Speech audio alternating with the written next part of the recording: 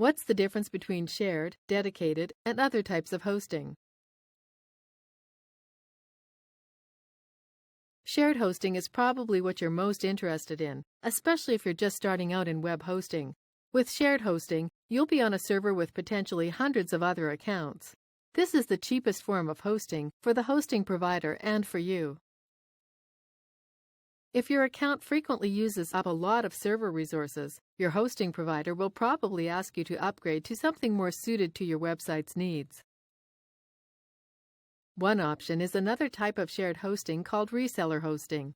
This basically allows you to sell shared hosting accounts to other people. Sometimes a reseller server will be less crowded and better suited to websites with high resource usage. Another option is a dedicated server.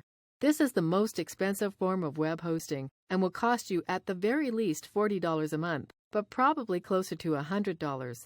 Since you probably won't know how to manage the server yourself, it would probably cost closer to $200 per month total for an entry-level managed server. A managed dedicated server leaves the hardest parts of operating a server to experienced technicians, letting you focus on the website side of things.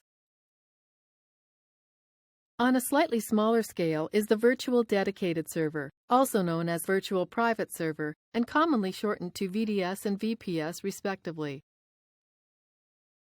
What hosting companies do is divide a very powerful dedicated server up into separate virtual servers using virtualization software.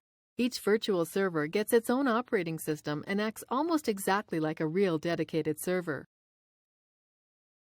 Depending on the hosting provider and the plan you choose, VDSs may not be anywhere near as powerful as a real dedicated server.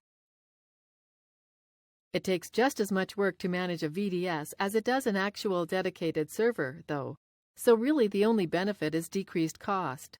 A VDS can typically be purchased anywhere from $10 a month up to the price of a small dedicated server.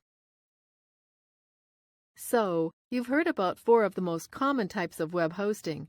There are a few others, including cloud hosting, cluttered hosting, and grid hosting, but we won't go into those here.